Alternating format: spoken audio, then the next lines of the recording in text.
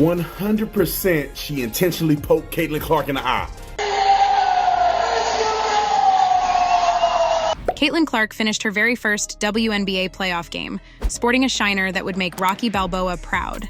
Okay, not really, but it sure looked like it, courtesy of Dijonai Carrington of the Connecticut Sun.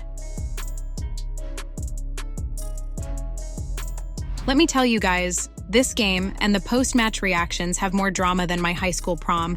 And trust me, that's saying something. Couldn't it just be that Caitlin Clark is like one of the most talented she is women talented. basketball players There's no question in the history of the country? She comes along, she does amazing things, and then Scott, people say people say all of a sudden I'm now interested in something I wasn't before. Look at the attendance, look at the viewership, and then they watch the games, and she's constantly being abused. She was stabbed in the eye last night. So here's how it all went down. Our girl Caitlin, fresh off her record-breaking season in professional basketball, steps onto the court for her first WNBA playoff game. The crowd's roaring louder than my stomach after skipping lunch. Everyone's expecting fireworks, and then wham! She gets poked in the eye faster than you can say rookie mistake.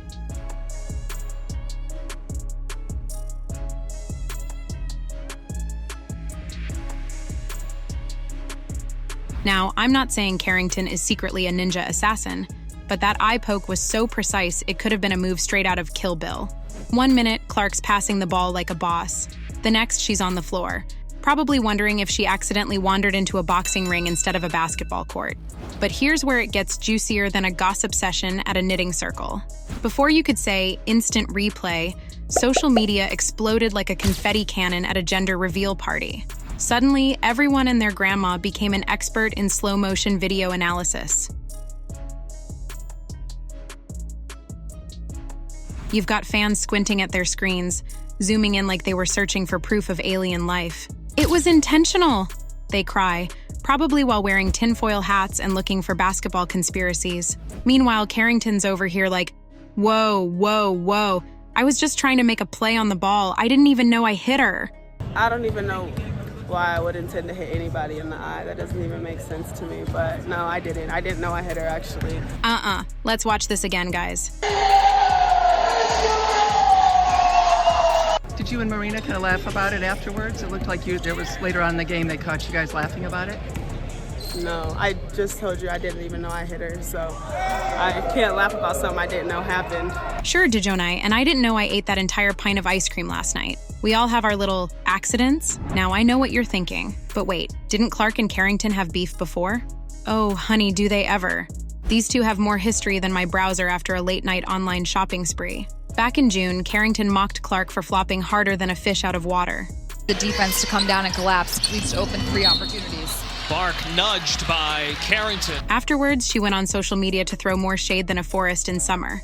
It's like watching a reality TV show, but with better athleticism and fewer staged fights. But let's talk about Clark for a second. And I don't understand why women on The View and all these other places are trying to act like it's about racism.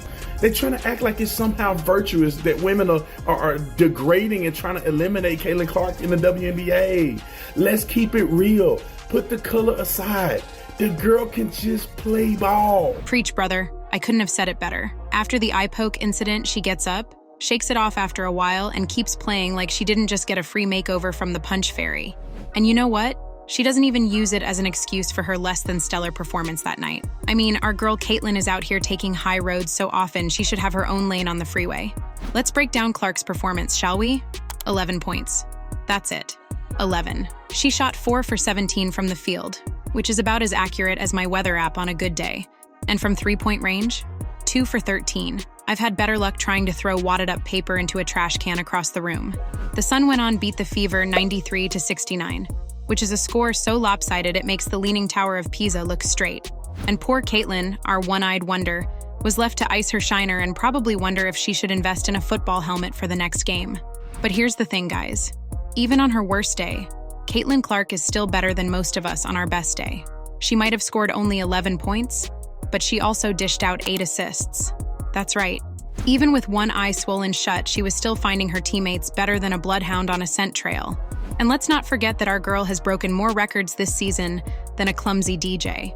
It came as no surprise, therefore, that she was given the Rookie of the Year award. It's inarguable that she put both the Indiana Fever and the WNBA on the map.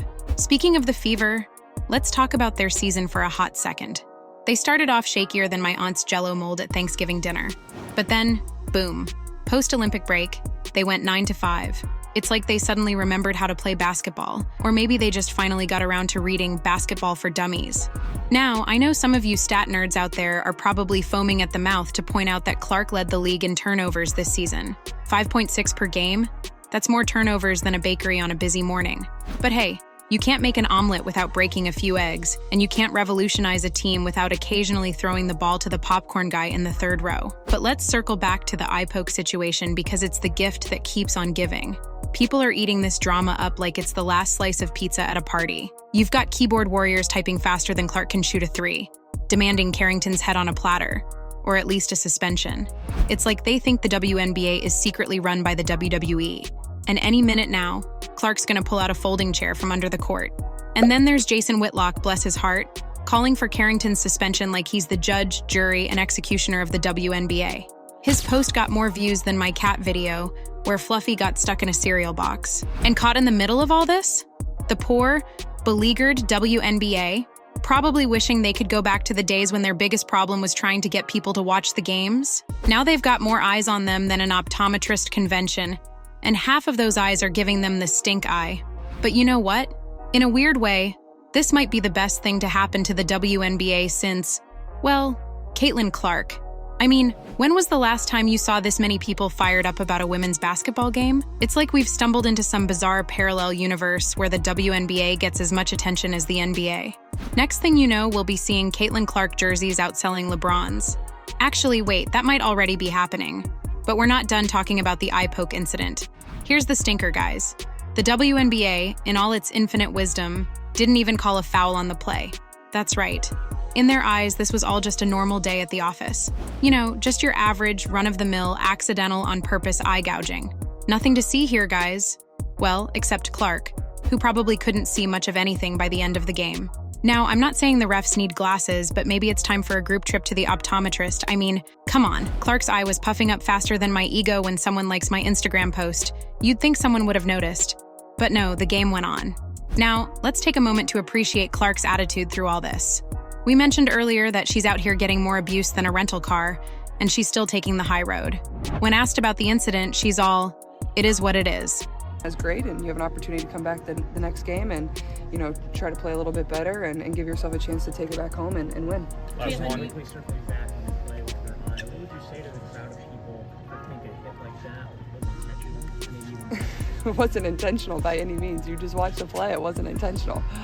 All right, thank you, Caitlin. Thank you. Oh, well, that's the kind of zen I aspire to have when I find out my favorite show got canceled. So what's next for our one-eyed warrior princess? Well, by the time you watch this video, Game 2 has already been played, and you can bet your bottom dollar that all eyes, no pun intended, would be on Clark. Will she bounce back like a rubber ball on steroids, or will she continue to shoot like she's trying to miss? One thing's for sure, though.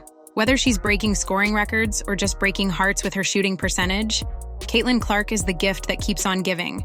She's like the basketball equivalent of a soap opera, only with better ball handling skills and fewer evil twins. Although after this eye poke incident, who knows? Maybe an evil twin is exactly what the Fever needs to turn this series around. In the meantime, I'll be here, popping popcorn and refreshing my Twitter feed faster than Clark can launch a three-pointer. Because if there's one thing I've learned from all this, it's that in the world of Caitlin Clark, expect the unexpected. And maybe invest in some protective eyewear, you know, just in case. Now, let's continue the conversation in the comments section. What's your take on all of this? And while you're here, please hit the like and subscribe button if you haven't already. Thanks for watching.